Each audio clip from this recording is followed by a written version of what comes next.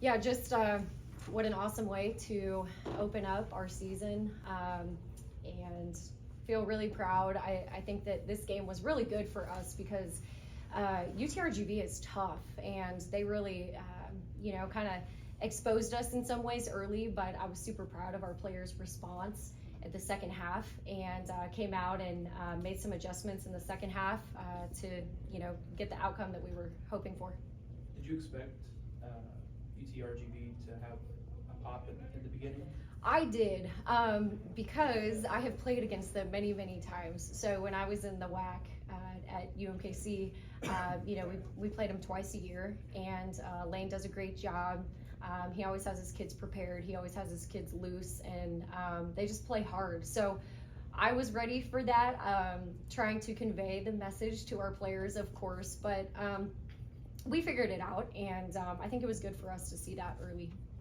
You had the exhibition, I guess, to whet the appetite, but were there any nerves coming out? What was it like? I think everyone on our team has been waiting to play a game literally since they got to campus. I did the math, my staff helped me do the math, it's been 154 days. And so although in that time period, we were working and knew we had to figure out a new roster and obviously practice, we've been hungry to play. So it just felt good to get out there and get after it. Is that the type of balanced scoring that you're looking for on every game basis?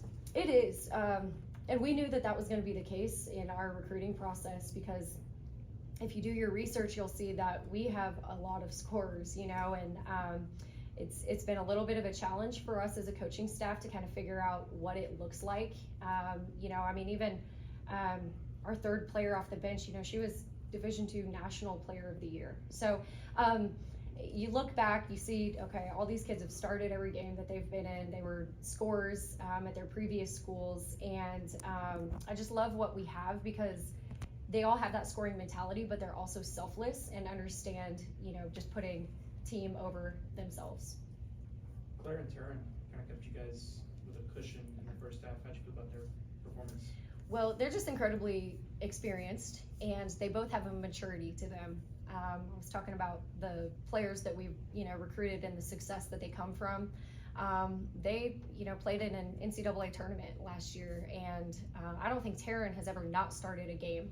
So that it's so nice as a coach to be able to fall back on that experience and maturity, and they bring that every day for us. What was it that sort of flipped the switch there? I think it was late third when y'all had been in control but not really putting it away, Right. and then you just took off. Yeah, well, I think defensively we started doing what we needed to do, and we know that for us everything starts with our rebounding, and we weren't winning the war on the boards the way that we want to, but there was a stretch there where we were able to do that, and that was able to lead to easy offense for us. You seem to have some versatility because you've got some tall guards and athletic forwards, some different things you can do. Is that fair to say? Yeah, definitely. A lot of versatility. We feel like we can go inside, we can go out.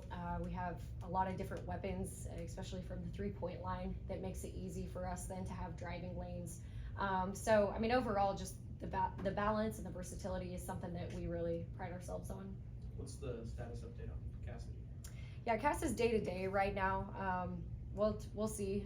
We'll figure it out. But I was really proud of our team because we've had some adversity, nothing serious, but we've had different things that maybe we weren't prepared for that kind of just came up quickly, and our kids' response has been spot on of what it needs to be each time. Coach, you talked about that selflessness. The ball was moving today. How did you feel like your team did, and was that a thing that you told them about before? Yeah, I felt like we were over dribbling in the first half, and I think that their pressure bothered us. They were doing a good job of just not letting us catch where we wanted to, and I felt like the ball was sticking. So we talked at halftime just about moving the ball, playing off the pass and not over dribbling, and our kids adjusted really well. And you said that the team has a lot of really high scores and everything. Naomi did not score very well tonight, but she had 7 assists. How did she help contribute off the court and on the court? How did it affect the girls and everything and their attitudes? Yeah, I mean, Mimi's just a great leader, and great leaders lead when things aren't going well, and they lead when things are going well just the same. They're consistent, right? And that's Mimi. And she knew that she was struggling and not shooting it as well as she is used to, but that's the thing about her. She's gonna find a way to contribute and help the team, and like you said, you know, she comes up with 7 assists. So whatever it takes, Mimi's gonna do. You had to bring in a lot of different pieces to kind of make this team. At what point did you know with Claire that she was going to be pretty good? When we recruited her, you know, but she's been so consistent. I mean, from the time that she got to campus, you know, Claire went through a phase where she didn't even know if she was going to play, and then made up her mind ultimately, and you know, the rest is history. But once she made up her mind, really from the time she got on campus, she's just been incredibly consistent for us and solid. Like you said, a very anticipated day, first game. Would you ever have imagined that you guys would nearly eclipse the century mark in terms of points?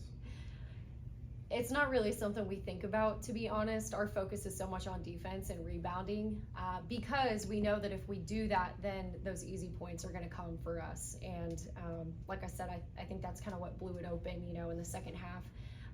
But we want to play fast. We want to score it, and we've got a lot of players that can do that for us. So we don't necessarily have a target score that we're trying to get every game, but we do know we want to take a lot of shots and let it fly.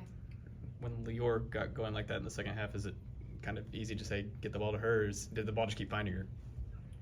I mean, everyone sees Lior do that every day. So in practice, you know, we've been able to understand who's good and in what positions, and Lior is really good, especially in transition of, you know, stopping and popping. And our players, it's fun because they're learning about each other, but they all understood the assignment, get the ball to Lior. Anything else for Coach?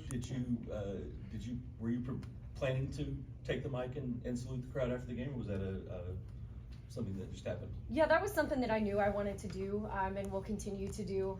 You know, I have so many favorite things about Oklahoma State, but without a doubt, our fan base is just, I can't imagine being in a community that's more welcoming, more accepting, and we're trying to do something really special here, and I just want them to know that I want them to be a part of it. And I felt that tonight from them, and it was really special, and it's something that I just want to continue to acknowledge that they've done for me. It's a way to give back. Thank you all.